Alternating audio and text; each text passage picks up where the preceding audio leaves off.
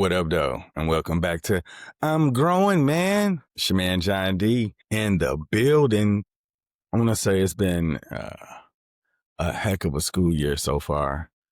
I'm learning a whole lot. And I mentioned the school year because I'm looking to be more accountable for my performance. And I was talking to a friend of mine earlier, and he mentioned accountability and how it can be uncomfortable. And I'm thinking, like, why would accountability be uncomfortable? Because it makes people accept the responsibility for their part. And a lot of times, if it's not directly impacting you, you can not get the message. And I think that's what this episode is going to be about. I want to talk about how we can make mistakes and not learn from them. And that does us no justice. So I need you guys to just bear with me and take in the idea that what if you were open to all criticism? And when I say open to criticism, I mean, like, if somebody can talk about you and you can take it, did you get the message from it? And there's a lot of distractions you got to watch because there are people out here that will say some mean things. I mean, like, really mean things. But if you're able to understand what messages are for you, you can learn so much more. And when I'm talking about messages, I'm really talking about 90% of the people you interact with on a regular basis, because it's not like we're out here just meeting new people and we're going to see them again. We talk to the same people the entire time for the most part. Like, and I'll give you an example. So you say, I talk to people every day. You do. People you work with, your family, your friends. That's who you talk to. No, he's like, no, I talk to different people. Yes, but you probably won't talk to them multiple times, like, to create a relationship. So I was talking to a different friend and I was like, if you know who you're talking to, that's your audience, right? Think about people you don't know. You give them a different type of tolerance. Like, you're able to accept mistakes from them because you know they don't know you, right? You haven't had enough interactions for them to know. And I'm not saying somebody can completely just disrespect you. Please don't take what I'm saying out of context. I'm saying we give them more patience because we know that they're new to us. The 90% of people that you talk to all the time, we don't give them enough grace. And we're quick to be triggered by something we think they should know. Like, if they knew it, they wouldn't have done it. So we have to be accountable for how we receive messages from our interactions with the people that we constantly are around. I don't want anybody to pick this apart because ultimately the goal of this entire episode is just being accountable of receiving the message, no matter how it looks. Because sometimes people can say mean things to you and you will miss the message. Just because it's mean doesn't mean it's not true. The way that it's mean because that's how they communicate, unfortunately. If they knew how to communicate effectively, they wouldn't be mean with it. Now think about that. The people that you rock with, when you get mad at them because you were triggered, did they do it on purpose? And if they did it on purpose, what did you do to them for them to do it on purpose? Because the people I hang around with, we don't intentionally try to hurt each other's feelings. And that's what I used to do. That's the reason why it's so easy for me to say that I was mean, because I thought that's what people did. That's what I thought people did to me when I was younger, and I just, like, grew up. And then the people I was around, I felt like everybody came at me. And I know I'm getting beside the point, but I want to just show you the type of person that I was. I grew up, I'm Black and Korean, so everybody had the jokes. And I didn't grow up with Korean people. I didn't grow up with Korean people. Now, I knew Korean people, but I did not grow up with them. So the people I grew up with, it was a whole bunch of Asian jokes I grew up with. So that was me. Like, I was a little kid. I mean, it got to the point where I stopped crying. And when you stop crying, you like, a lot of people don't know what that feels like. So I'm telling you, if you've stopped crying, you're probably mean. And that's a tough place to be because you'll treat people unfairly because your boundaries have already been crossed.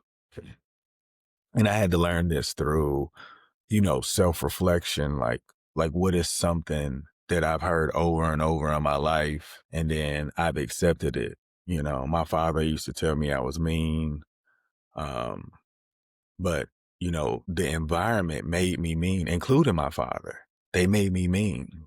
Like I said, when you stop crying, it, it's it's a different defense. Like people don't be ready for that, and I used to cross all boundaries, not knowing that I was mean, So I used to get criticism. That I think that's the reason why I've grown so much because I've actually reflected in my life all of the things people said to me that I can remember. Like I try to fix them because I'm like, why was I like that? And then it's a different type of version of yourself that you look like. Oh, like you can't be consider yourself an adult and you're still having childlike behaviors. And most of the time you don't even know you're acting that way until you have some reflection and say, if I saw somebody else do this, what would I say?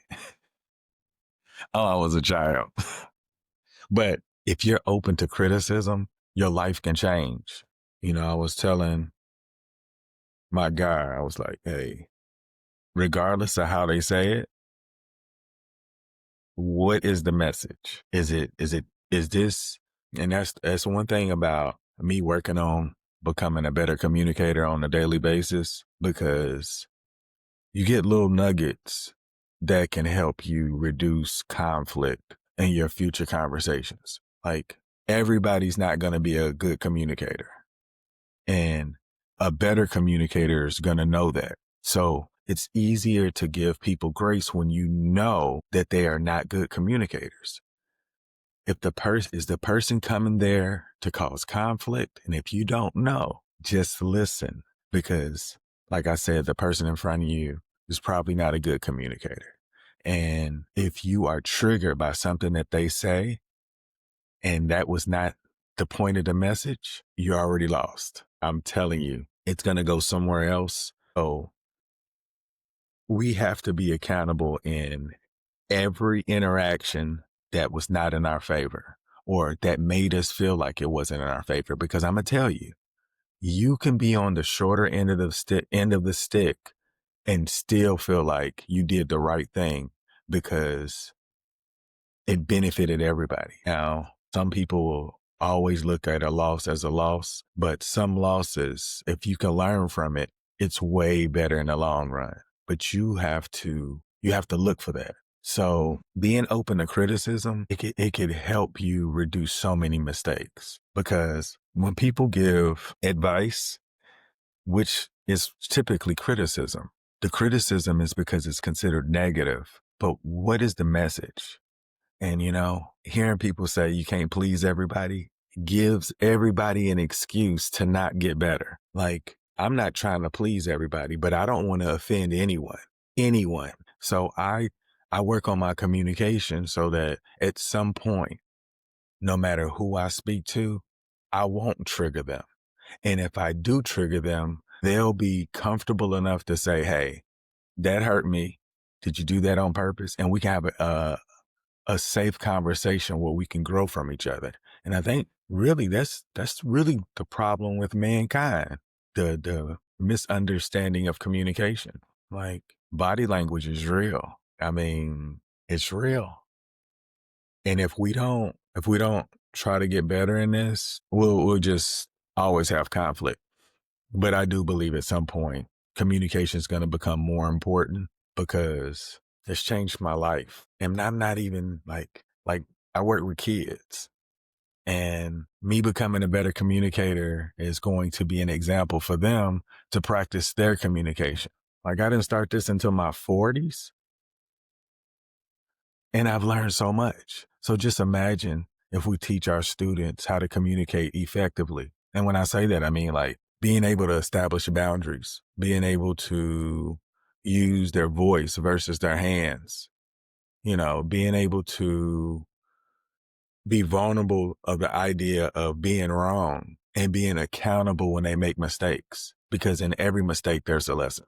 And if you miss that lesson, you may do that mistake again. I read something that said, just imagine if you learn from all of your mistakes, what kind of person would you become? Who are you at that point where you are intentionally learning from your mistakes? Because you make mistakes. You make mistakes that people don't know about. And if you don't hold yourself accountable and find the message, you'll do it again. And you'll say, why me? This always happens to me. It happens to you because you have not learned from the initial mistake. And we have to understand this too. There are some things that's just going to happen. They're like I'll give you an example, like a vehicle. You buy a car. You have to get an oil change. It's just maintenance.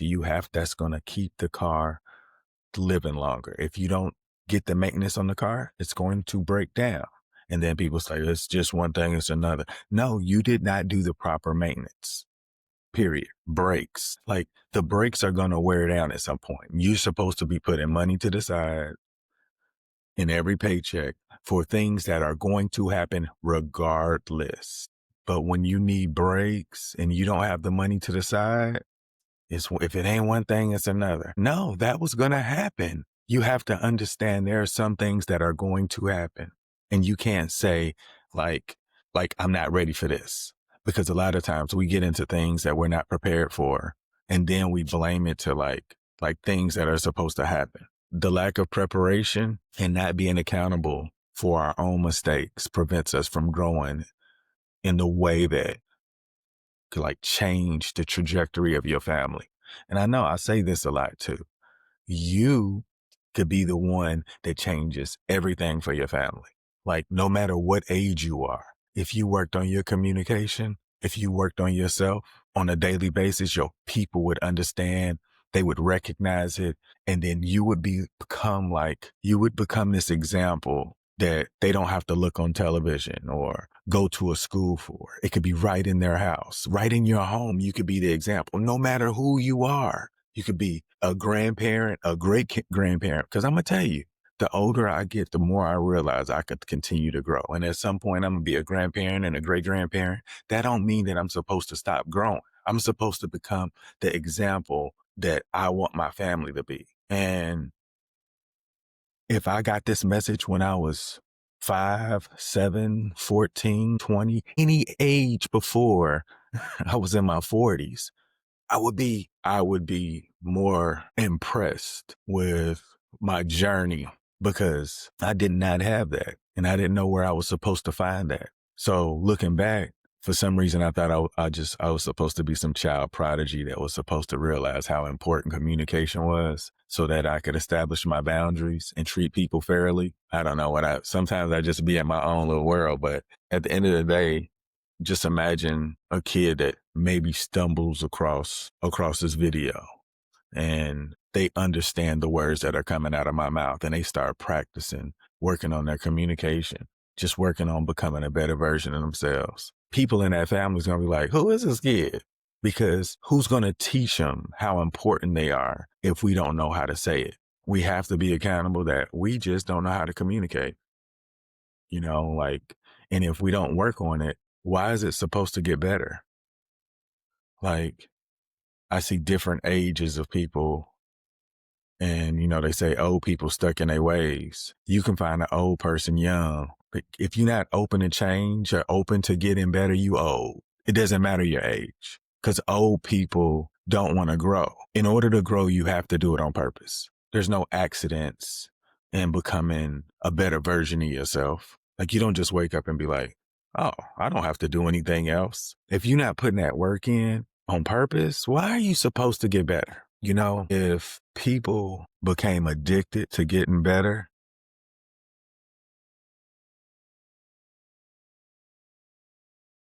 that's a, that, that's a different distraction. Like finding the best version of yourself will bring the energy you deserve. It will bring outcomes you didn't even imagine. You'll get you'll get fulfillment in just going to sleep because you know you've done enough preparation to know that if God willing allows you to wake up, that you're going to make that day better than the previous one.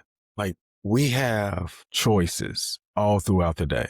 We got the choice to wake up and complain about what we got to do today, or who we got to see, who we got to talk to. We can complain about, anything, but you could look for the gems in the day, because there's so many things that can bring you a better outcome if you did it on purpose. If you're going in emotions and you're tired of it, master your diet. Master your diet. I tell you this, nobody will be able to articulate and tell me that the mastery of the diet is not good for you overall. If you do that, it removes so many distractions from your life where you can really enjoy. It's almost like life is slowed down to the point where you like, oh, because like when you master your diet, you're putting the right things or better things in your body so that you can get the maximum performance out of it.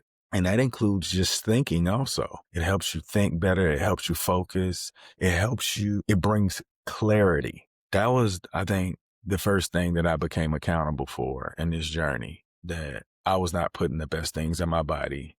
And if I can purposely put things in my body that's not good for me, like, I'm not saying you can't indulge in some of the deliciousness that man has created, but when you abuse it, that addiction can take over and make you forget how important you are. When I learned to watch what I put in my body, I got a different set of eyes. And having those eyes allowed me to realize that I was a poor communicator. I started working on my communication. Just imagine if people were more active in becoming accountable for their part without feeling like somebody's attacking their character. Like, people will be more open to being wrong. And if you're open to being wrong, you'll get the message way quicker than fighting, standing on. You know what bothers me too? People be talking about I'm standing on business. First of all, your business is bad. Why are you standing on that? And then people's like, that's loyalty. They gonna stand for what they believe in. But what if they believe in something that's wrong? Can it be better? Is there a better way to do it? And that's ultimately what I want to say before I get out of here. If you become accountable for everything that you play a role in, you'll grow in a way that will make you become addicted to finding a better version of yourself, because life is so much more fulfilling when you realize how important you are. And if you are that important, you have to create better habits. Like, you can grow when you're around people, without people. You just gotta find ways to gain clarity. Master your diet, work on communication, get some therapy, journal, get active, walk regularly, drink half your body weight in water. Like, if you do a lot of these things, now I'm telling you, you can still have fun in life, but you just need to make better decisions. And when you don't make the best decisions, you need to be accountable for those so you can get the message, or you're going to do it again and maybe lose more than you already lost. Y'all make today better than yesterday. Don't worry about anything you can't control. GATA. Get after that action, or that action will get after you. Be great on purpose.